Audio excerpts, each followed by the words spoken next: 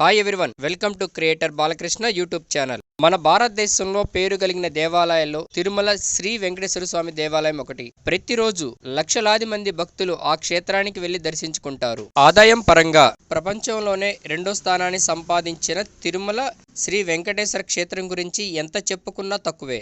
వేల సంవత్సరాల క్రితం నిర్మితమైన ఈ క్షేత్ర మహిమల గురించి చాలా మంది చాలా రకాలుగా చెప్తూ ఉంటారు. తిరుమల తిరుపతి ఆలయం ఎలా పుట్టింది, ఆలయం యొక్క పూర్తి చరిత్ర గురించి మనం తెలుసుకుందాం. ఈ కంటెంట్ మీకు నచ్చితే లైక్ చేయండి, షేర్ చేయండి, సబ్స్క్రైబ్ చేయడం మాత్రం మర్చిపోవద్దు. ఇలాంటి మరిన్ని వీడియోలు నేను చేయాలి అంటే మీ సపోర్ట్ మాకు చాలా అవసరం. ఏమైనా తప్పులుంటే కామెంట్ రూపంలో తెలియచేయండి. తిరుమల ఆలయ చరిత్ర కథ గురించి. కలియుగం మొదలయ్యే రోజుల్లో ఒకరోజు గంగానది ఒడ్డున కలియుగ రక్షణ కొరకు సప్త ఋషులుగా పిలువబడే శిష్టుడు, బద్రి, గౌతముడు, కశ్యకుడు, భరద్వాజుడు, విశ్వామిత్రుడు యజ్ఞాన్ని చేస్తూ ఉంటారు.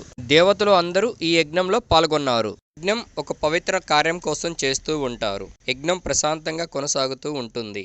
ఇంతలోనే అక్కడకు నారదుడు వారు వస్తారు. నారదుడు సప్త ఋషులను ఇలా అంటాడు: ఈ యాగఫలాన్ని స్వీకరించి కలియుగాన్ని రక్షించే సామర్థ్యం ఉన్న బ్రహ్మ, విష్ణు, మహేశ్వరులు వీరిలో ఎవరు అని చెప్పి, వీరిలో ఎవరికైనా ఒక్కరికే కదా ఇవ్వాల్సింది అని చెబుతాడు. అప్పుడు సప్తఋషులకి ఏమీ అర్థం కాలేదు. అందుకే నారదుడు వారిని కలహభోజనుడు అని అంటారు. అయితే నారదుడు వారు చెప్పిన విషయాల్లో ఏదో ఒక రహస్యం దాగి ఉంటుంది. త్రిమూర్తుల్లో ఎవరు గొప్ప అని తేల్చే బాధ్యత అంతా అక్కడ ఉన్న ఋషులు అందరూ కలిసి భృగు మహర్షి మీద పెడతారు. అందరి కోరిక మేరకు భృగు మహర్షి సత్యలోకమైన బ్రహ్మదేవుడి దగ్గరికి వెళ్తారు. బ్రహ్మ సరస్వతి సమేతుడై సరస్వతీదేవి సంగీతాన్ని ఆలకిస్తూ తన పనిలో నిమగ్నుడై ఉంటాడు. ఆ దశలో బ్రహ్మ భృగు మహర్షి రాకను గమనించలేదు. అప్పుడు భృగు మహర్షి కోపంతో ఇలా అంటాడు బ్రహ్మని: నా రాకని గమనించలేదు నీవు, అందుకని భూలోకంలో నిన్ను ఎవరు పూజించరు అని శపిస్తాడు. తర్వాత అక్కడి నుంచి మహర్షి కైలాసంలో ఉన్న శివుని దగ్గరికి వెళతాడు. అక్కడ కైలాసంలో శివపార్వతుల ఇద్దరు ఆనంద తాండవం చేస్తూ ఉంటారు. భృగు మహర్షిని చూసిన శివుడు ఒక్క సెకను ఆగు, వస్తున్నాను అని నాట్యం ద్వారా చెబుతాడు. శివుడు అసలే కోపంగా ఉన్న ఋషికి శివుడు చెప్పింది అర్థం కాక ఇలా శపిస్తాడు: నీకు భూలోకంలోనూ శివలింగానికి మాత్రమే పూజలు జరుగుతాయి అని శపించి వెంటనే వైకుంఠానికి వెళతాడు విష్ణుమూర్తి దగ్గరికి. అక్కడ విష్ణుమూర్తి ఆదిశేషుని పడగలో నిద్రపోతూ ఉంటారు. భృగు మహర్షి విష్ణుమూర్తిని పిలుస్తాడు. విష్ణుమూర్తి అది గమనించలేదు. వెంటనే ఋషికి కోపం ఎక్కువవుతుంటుంది. శివుడు పలకలేదు, బ్రహ్మ పలకలేదు, విష్ణుమూర్తి పలకలేదు అని తన కోపం ఎక్కువయ్యి భృగు మహర్షి కుడికాలుతో విష్ణుమూర్తి ఛాతి మీద తంతాడు. ఓ మహర్షి, మీ రాకను నేను గమనించలేదు, నన్ను క్షమించండి అని ఋషిని కూర్చోబెట్టి, నన్ను తన్నినందుకు మీ పాదానికి ఏమన్నా నొప్పి పుట్టిందా అని చెప్పి తన పాదాలను ఒత్తుతూ, ఋషి అహంకారానికి కారణం తన కాలులో ఉన్న మూడో కన్ను, దానిని విష్ణుమూర్తి ఒత్తుతాడు. అప్పుడు ఋషి అహంకారం పోయి, నన్ను క్షమించండి విష్ణుమూర్తి, నేను చాలా పెద్ద తప్పు చేశాను అని అంటాడు. ఇక్కడ మనం తెలుసుకోవాల్సిన కథ ఏమిటి అంటే, శ్రీ మహావిష్ణువు భృగు మహర్షిని క్షమించాడు. కానీ విష్ణుమూర్తికి ఛాతి మీద లక్ష్మీదేవి ఉంటుంది.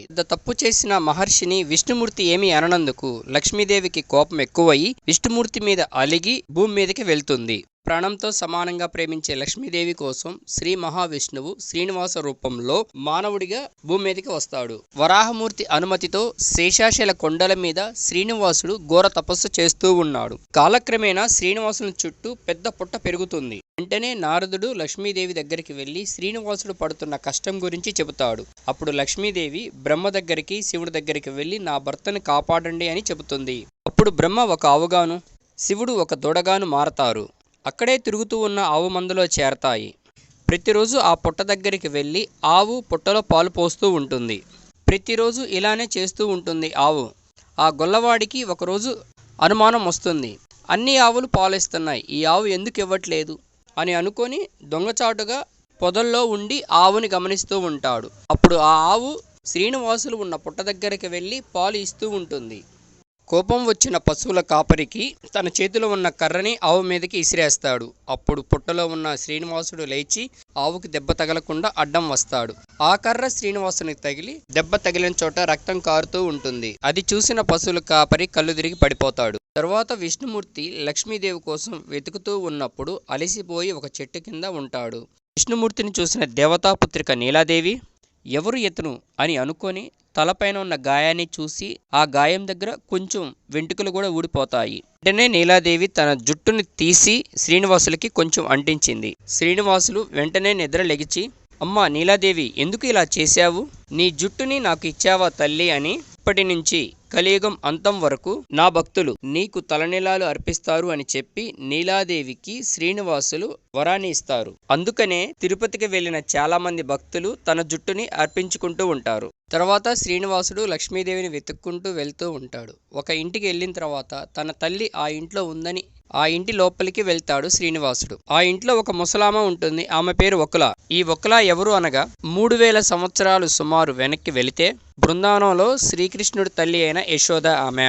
శ్రీకృష్ణ అవతారంలో యశోదాదేవి శ్రీకృష్ణుడికి వివాహం చేయలేకపోతుంది. అప్పుడు శ్రీకృష్ణుడు ఇలా అంటాడు, అమ్మా నేను శ్రీనివాసుని అవతారం ఎత్తుతాను, ఆ అవతారంలో నువ్వు నాకు వివాహం చేద్దు అని చెబుతాడు శ్రీకృష్ణుడు తల్లి యశోదాకి.